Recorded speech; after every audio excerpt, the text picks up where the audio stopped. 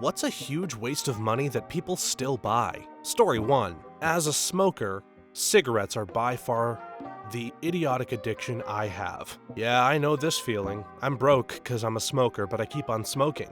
Even with the money I waste, the dirty looks, the smell, freezing outside in the winter, I could go on. Still keep on smoking. Addiction is the worst. It took me getting sick to stop. Not even sick from cigarettes. I was just so sick that I couldn't take the smoke. Granted, I switched to a vape, but I spend so much less money, and now I can smell just how bad cigarettes smell. I was drinking with some friends and someone passed me a cigarette, and even drunk, I just couldn't. With that mindset, you're well on your way to quitting. I quit 3 months ago. Usually, I think self-help books are BS, but Alan Carr's The Easy Way to Stop Smoking was highly recommended to me. Read it and quit the day after I finished the book. Made quitting so much easier than it has been for me in the past. Seriously makes it a breeze. I listened to it on Audible to fall asleep to. It sunk in. Took me about a week to get through it because I started each night with the last part I remember hearing before falling asleep. I was smoking 2 packs a day of American Spirits. They have mad amounts of nicotine. In the past, I had tried Wellbutrin, the nasty gum, the patch that I smoked while wearing, the little e-cigs that cost a fortune back in 2010. I tried the big battery vapes that you had to add the oil and charge and change the coils.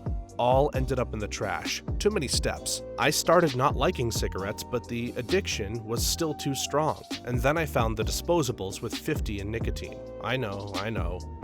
Anyway, I was able to kick the cigarettes and step down to vapes with 30 in nicotine, and then I had some with 0 nicotine that I alternated with the 30. Now I have 0 nicotine and I'm good. I know vapes are bad, but it's better than the 2 packs of cigarettes a day that I smoked for nearly 30 years. And it all started with that book. I spent way too long as a smoker wondering why I was always broke despite having a steady income, low bills, and an otherwise solid grasp on my finances. I finally set aside enough cash to have an extensive dental procedure done and decided if I was going to get my teeth fixed. The cigarettes had to go.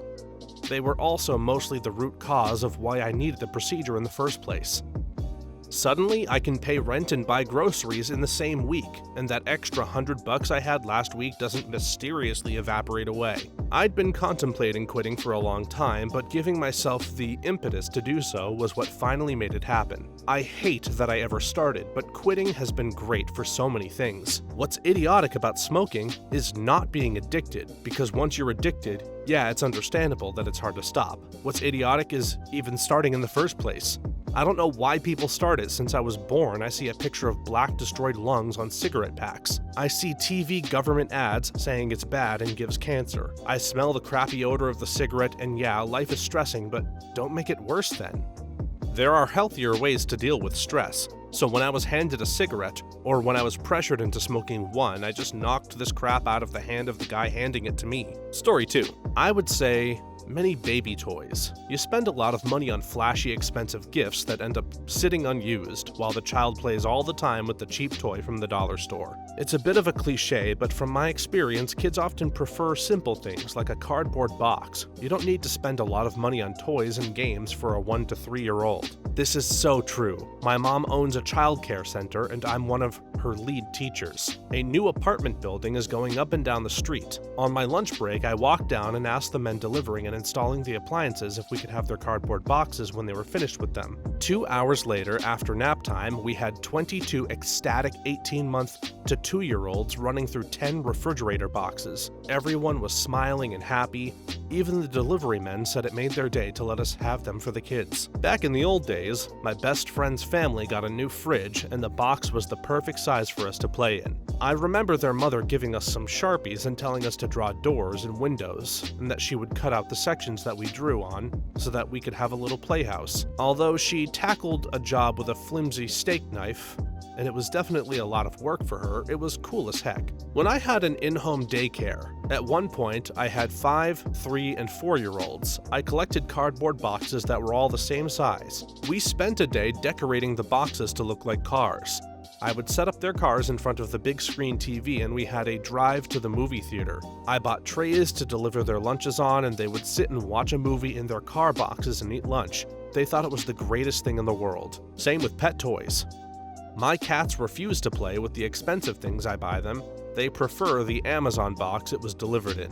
Shortly after we picked our dog up from the shelter, my girlfriend and I stopped at the pet store to get some basic supplies and some pet toys. One of the things she bought was a little $3 bear with a squeaker in it. He absolutely loved that thing until it fell apart, so we bought another one to see if he still liked it. I don't know if he feels nostalgia, but he's gone through at least 4 or 5 of them, and it's always his favorite thing. He has lots of other stuff, but nothing has yet dethroned that little bear. One of our dogs never cared for toys, but he always slept with a bear. He'd put his head on it and use it as a pillow. We still have it even after he passed. It's put up on my mother's dresser. Another of our dogs loved only part of a toy we had. It was originally a tennis ball with a rope on it. After the tennis ball broke off, he played with the rope, and that became his favorite toy. Story 3. Overblown weddings. Had a 20K-ish, 200 people wedding. My wife and I would both agree it started out with good intentions. We both wanted things and thought it would be fun. It was. We both generally enjoyed weddings and of course the reception. It just kinda snowballed. The money wasn't a huge deal, we could afford it, just the freaking logistics plus both work plus extra diet and exercise to look good for pics. Everyone probably had a better time than us because we were over it. Should have taken the 20K and a couple of friends to Vegas. Got messed up and married by Bumblebee or Megatron on the street. I married an Indian woman. Her very successful mother saved up her entire life for her daughter's wedding. We're talking 6 figures here. I originally pushed back and tried to say how we could use that money elsewhere, blah blah blah, until realizing that it would never have been our money anyway and her mom wanted to spend that much because it was her dream, etc., their culture, etc., so all I was doing was being ungrateful. The wedding was amazing, 4 days long. It was my wife's absolute dream wedding and it was expensive, but my mother-in-law could afford that. My wife and I spent a total of like $300 on our wedding. We got married at a public waterfall that was thankfully very quiet that day, then had the reception at a family friend's bar. Never got the hype for a huge wedding. I don't like the idea of being up on a pedestal in front of hundreds of people I hardly know in what I consider a very intimate moment. My wife and I paid for our wedding. It wasn't cheap, we worked hard for it, but we'd absolutely do it all over again. That being said, the fact that the price doubles or triples for anything when you say it's for a wedding is absurd. I think you have to know why you're doing it. My wife and I thought of it as primarily a chance for our extended families to have a chance to meet and celebrate. My wife has a lot of family abroad, so we wanted an event that would make them feel welcome if they attended. In the end, we spent $27K for 150 people in Los Angeles. Fortunately, parents went in on it, so we only paid about half that. But it was still a lot of money to us at the time. We still feel it was worth it. My only regret is I feel we overpaid for pictures because of a misunderstanding in the contract. I thought paying the $1,200 fee would give us access to the unedited flash drive of photos. It did not. It was basically the fee for the photographer to show up. And as far as I'm concerned, our photos were held hostage for an extra $2,000. Our venue had a very short list of allowed vendors, which was how we ended up with her. But had I understood how her rates worked, I would have pushed harder with the venue to allow for someone else. I know photographers work hard, but we were on a tight budget, and I would have been happy to have a student photographer and to have received the photos unedited. I agree. I wanted something smaller, and we had about 125 people in a big city, which made it expensive, but I don't regret it. We didn't have it because I wanted to be a princess or something like that. We wanted to have our families and friends who had been there and supported us our whole lives, and to give them something to celebrate with us. When everyone you know is so far-flung, what other chance do you have? And I'm certainly not going to even ask someone to travel halfway across the US, plus the culturally implied gift, without trying to make it a nice experience. Story 4. New electronics on a yearly basis. The differences in phones/computers are not that great between versions. You gotta wait 4 or 5 years for appreciable differences most of the time. I've had the same Samsung Galaxy since 2020. It works like the day I got it. What kills my soul is when people can't be bothered to put a $30 case on a $1,000 phone. I bought a new phone last year, and within the first month I cracked the screen.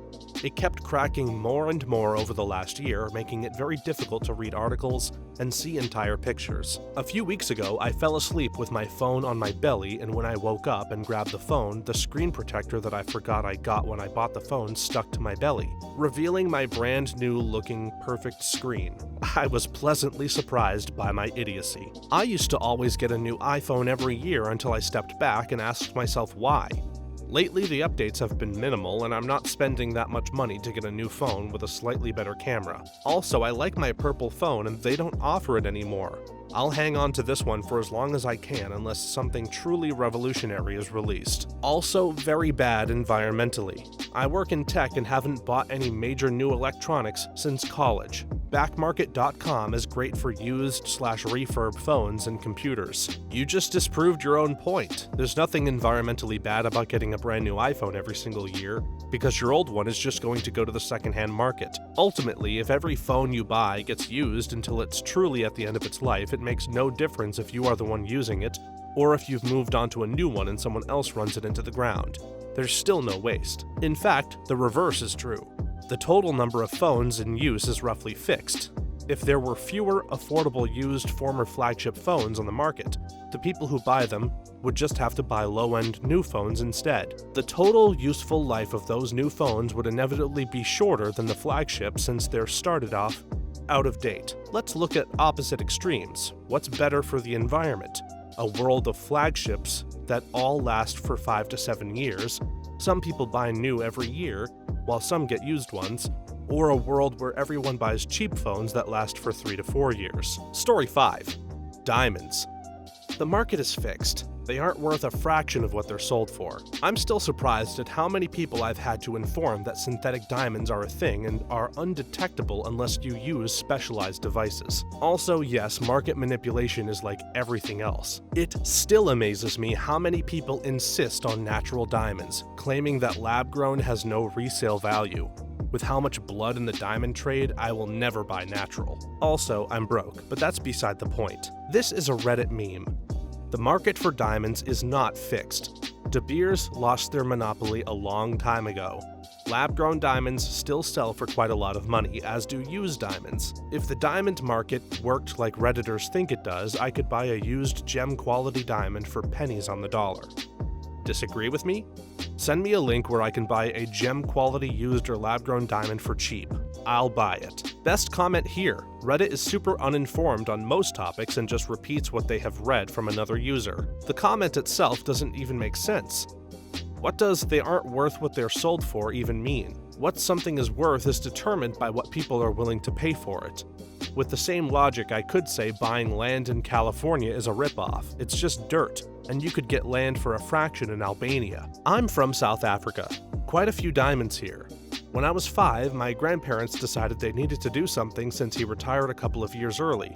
So he followed some friends of his out to almost nowhere, where everyone rented a small portion of land and they would dig for diamonds. What the dealers pay the diggers and what you pay in store is very far apart.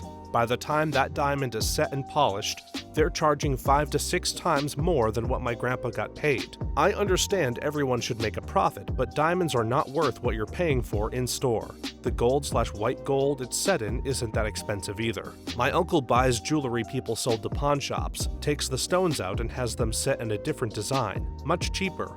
But then again, we also pay far less for jewelry here in SA than what they charge in the US. It's not really the case anymore. It reflects the high cost to mine them. I work in a Canadian diamond mine and all our equipment is driven up on ice roads in the 2 months a year that it's frozen enough to drive them. Everything else, including the workers and food, is flown up every couple of days. All the spare parts, etc. One of the haul trucks had an engine blow under warranty. The CAT doesn't cover travel costs, so it was $160K to fly that engine in. Now, after saying all that, yes, I believe the high cost is justified for a real diamond due to the costs to extract. However, I don't think that it's any better than a lab-grown, and I don't really have a liking for diamonds and kind of think that they're a waste of money no matter what kind you get. I am only considering getting a diamond from work because they are weird yellow ones, and I want it as more of a souvenir of my time here, and I get a discount. But other than that, I would never buy a diamond again. Story 6. Pyramid schemes such as "it works," etc. Had a heated conversation with one of my friends who often uses pyramid scheme company products, because in her opinion they were good products. She went to a few of their conferences and it was very uplifting. We couldn't come to an agreement on the topic of not supporting those companies. The thing is, you can buy any one of those products for way less money from a non-MLM company. The reason those products cost so much is they have to work at the expense of the upper level percent cut into the costs. As far as the conferences go, she's in a cult. Those conferences are all about the feelings that keep you sucked into a company when you aren't making any money, and keep you believing you'll eventually be rich. The cult point is something I did bring up. If those conferences are not positive and uplifting, nobody would be roped into the scam. Then she brings up that everything is a pyramid scheme.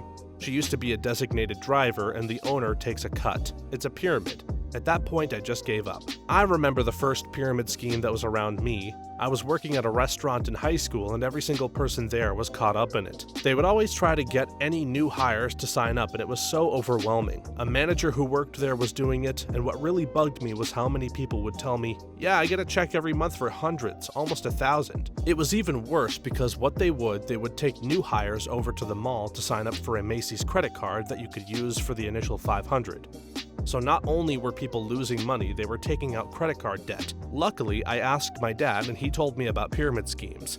They kept asking me every day if I wanted to sign up and I always said no. Years later, a few of them told me they made no money and were just trying to get out by getting other people to pay. Story 7. Timeshares. My parents got roped into one of those years back. Mom wanted to make memories and not just spend money on stuff. Never got a single vacation out of it and took a ton of time and money to get out. Yeah, this is what I was thinking the other day. I got roped into some sort of points program where you can use the points at various hotels. One thing they told me is that if I ever want to get out, it's very easy to sell my share in the program.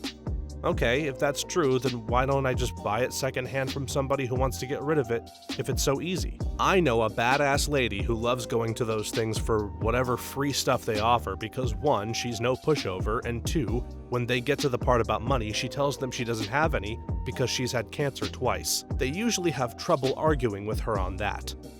She's a badass because she would write a book about her life. She wrote an algorithm that helps her predict football outcomes for betting with better than 50% win rates. She used to be a bookie. She owns a huge RV at a year-round RV park and runs a general store out of it. She has a professional pyrotechnic license and does her own private fireworks show every year with professional-grade fireworks. The sales and marketing programs associated with timeshares are on an elite level. Everyone knows they're a bad deal, but they still sell really well. Many people think they can get their free whatever, weather the sales pitch, and get out. Then they walk out of the sales office tens of thousands of dollars poorer, wondering what happened. My wife is quite good with money and also loves a discount. Offered a bunch of resort discounts and we agreed to do the whole thing. She was ready to go right then and there. The salesperson did such a good job of painting a lifestyle that my wife was reeled right in. Fortunately, I managed to be the voice of reason despite having the same desire for that romanticized lifestyle. Thankfully, after I pointed out that we had come to ski that day and were somehow about to spend a boatload of money on something we wouldn't even really own. I have been to a bunch of these presentations, still don't have a timeshare, and although we take nicer vacations now, I don't waste my time on them. Not burning half of my day when I can spend that time with my wife by the pool drinking cocktails and enjoying each other's company. I just loved when they were like, "Well, how much would you say you spend yearly on vacations?" And for quite a few of them, we were young and pretty poor. Somehow the answer of, well, probably a few $100s didn't compute, and they would always return with a statement like, "Let's say 5K. Okay pal, this isn't reality, so say anything you want." Story 8. Anything you buy on sale that you weren't planning to buy in the first place. Gives you that rush of buying something when you feel like you're getting a good deal. All those ads, buy more to save more. How about I buy nothing and save everything? It took forever to get my ex to understand that if she bought something just because it was on sale, if she didn't intend to buy before going into the store, she didn't save money, but spent money. Agree 100% in concept, but there are things that I think make sense. Do I go to the store needing the hand soap that is on clearance? No, but I will need hand soap at some point in the not too distant future. I only do it with regular household purchase type stuff like that. In that specific context, it does actually save money shopping that way. Obviously not at the moment. I left having less money than when I went in, but inventory management at the house isn't really a bad thing when you stay ahead of it and can buy discounted stuff when it's around. I do this with perishable foods because we have a chest freezer and a vacuum sealer. Did I go into the store planning to buy that pork on sale? No, but I can feed us purely on what we already have for an entire month. Or, when I'm in the mood to have XYZ and don't have to make another trip, I will also keep us secure in food if my partner gets laid off / in between projects, which is a non-zero thing that could happen in this field. I don't ever buy sales for completely random things that we may not use or like, but because we aren't picky, food items are really easy for us to flush out our freezer and pantry for cheap. I see people in my HCOL city complaining about spending $800 per month for 2 people who don't know how to pivot and adjust their meals when I'm over here at $400. I know people aren't as financially secure, and these grocery prices definitely affect them. I'm talking about people who are insistent on eating based on their desires. Keep spices and dry goods well stocked, and I can make a delicious meal out of anything we have. I just made a delicious Ethiopian dinner tonight with 2 dishes and injera bread, and the only thing I had to buy for it was cabbage. I had everything else on hand, including spices. I have also bought shampoos and soaps on clearance for whatever reason. It was the brand I liked, but not necessarily the scent we already used.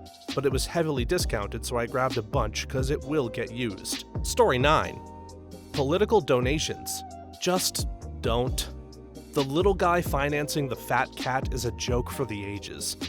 The major parties need to figure out a better way.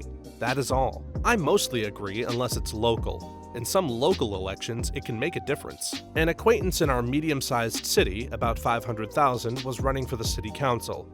We donated to his campaign because we care about a lot of the same issues. He won by less than 300 votes.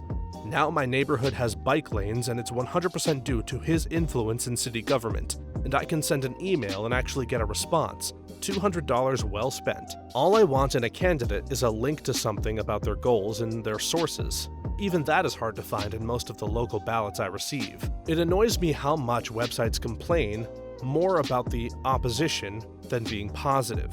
I'm at a point where I'll vote for anyone who says what they actually intend to do, even if they say they will break a small puppy's neck. At least I know they have a goal. Since we are stuck with the 2-party system, here is my proposal. In April, we give the top 5 candidates of each party $2 million for a 3-month campaign. You are not allowed to receive anything other than that, and there can be no volunteering of any services. Everything must be at the industry average. This is monitored by auditors chosen by the other side. The top 1 from each side is given $4 million. They have until election day with all the auditors monitoring expenditures. No outside money. No outside commercials. The winner takes all. We turn it into a reality show similar to The Amazing Race. Story 10. A friend bought a new fully stocked car he couldn't afford on his salary. He said it's okay because he's getting another job that pays better wages. The only thing is, he hasn't taken the exam to get his license for the job yet. How is it that everyone knows someone like that? I met a 22-year-old during orientation at my current job who told me he's planning on buying a GTR while making $80K per year. Like, what? The maintenance and insurance are going to increase the monthly payment by an absurd amount. But his reasoning is he can do his own maintenance, and he can cut costs elsewhere like getting it used. If he was making $250K per year, I'd kind of understand because you're young and can afford it, but with that income, buying new cars confuses me anyway. Unless it's something that isn't available yet, why would I want to lose thousands just by driving it off the lot? There's new car scent spray if people need that. I did almost buy a new electric car because the subsidies for it made it cheaper than a used one for a while. The costs of rewiring the house for a charger made the idea pop quickly. Brand new cars do come with certain tangible benefits, such as warranties, maintenance, and more favorable loan terms. Sure, with enough searching and patience, you can find a certified pre-owned car within 3 years with low miles that will outweigh those benefits, but that takes a lot more time and effort. New cars have warranty protection for 5 to 10 years depending on the make and model. Will have superior gas mileage, and as the other guy said, loan terms will be better. Used cars are a noob trap. You're buying someone else's trash, never really knowing what you're getting into. And dealers will harass you like crazy to get you to sign up for a bunch of BS protections on it. Not to mention, last I checked in 2022, the price for used cars of desirable makes and models from around 2017 or so, with reasonable mileage, was brushing up against new car cost anyway. Not sure if that's still the case, but it made my decision to buy new when I was looking a hell of a lot easier.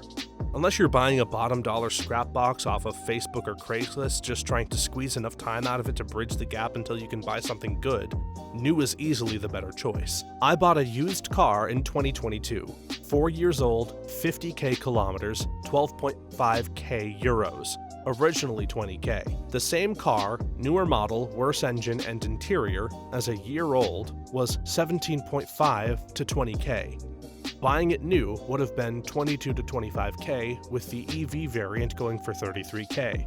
For a small hatchback, maintenance costs in the first year were 200 euros for an oil change and a new air filter. Maintenance costs in the second year were 650 euros, including new brakes, oil and brake fluid change/air filter, and the mandatory inspection. So even if I bought new and did not have to spend 250 euros for the new brakes, that would change very little in the overall total. New was 10k more expensive, almost 50%. The year old was 5 grand more, 20%. The EV is a total no-go because it is limited to 150 kilometers per hour and I regularly go faster than that. No motorway speed limit here. If anything, I should have gotten an even more powerful engine since it is more efficient at higher speeds when it comes to fuel burn. Story 11. Anything and everything is pushed by influencers. I've often had crap companies reach out to me offering 2 to 3 free products in exchange for a promo. I'm not an influencer and I barely post on Instagram. They'll just target you automatically if you use the goth hashtag. They target mid-tier nobodies with mini followings because they're realistically the only ones willing to promote a product for the $1 real value of the merchandise. It's always Chinese garbage sold at a 5,000% markup. Literally, I found their sources on AliExpress. Lesson: never buy any jewelry promoted by somebody's Instagram account. Yeah, I've gotten to the point where if it keeps popping up on my For You page on TikTok over and over and over, I trust it less and less. I've fallen for a couple of things in the past and been extremely disappointed in the quality. It makes me wonder how some of those influencers are able to fake it being higher quality when it's anything but. Or it seems good at first but breaks down rather quickly. It just makes me realize that almost anyone can be paid to say just about anything. This makes me far more likely to trust the content creators that never push items from the TikTok store on the rare occasion that they do have a paid partnership. It feels more genuine. Story 12. Purses. I don't understand the hype. My mom buys so many and they just sit in her closet. I understand buying a good quality purse and using it often, but having like 20 plus purses makes no sense to me. I get the appeal. I love the idea of having different purses for different outfits because I love the aesthetics of certain fun ones I see, but realistically I'm not moving all my crap from purse to purse every time I go out. Thus, I have one black purse that I replace when it starts to look ratty. I saw a product a long time ago that was basically a pocket for your purse. Want to switch purses? Pull out the entire pocket and put it in the desired purse. I do this with a few toiletry bags of various sizes. Then I can sort and prioritize what I take depending on the day. Sometimes I need all the things plus full face touch-ups for a long day out. Sometimes I just need my cards and a lip balm. I can swap to any size bag with 1 to 3 or 4 little ones and find everything easily because it's separated and organized. Story 13. Homeopathic remedies. The like cures like mindset leads to hogwash like pills made with bits of the Berlin Wall for separation anxiety, or diluting something vaguely related to your ailment by essentially rinsing it so many times that there is little to nothing left of that thing at a molecular level, but that means it's more powerful, is straight woo. I am a nurse practitioner with a doctorate in my field. A decade of college and a decade of experience in healthcare, and yet my parents are constantly trying to get me to take some new BS pill that their homeopathic person or chiropractor recommends. They are stupidly expensive, like $1 to $2 per pill, and want to take a bunch of them, hundreds of dollars per month, and they always have some new exciting remedy for them after every visit.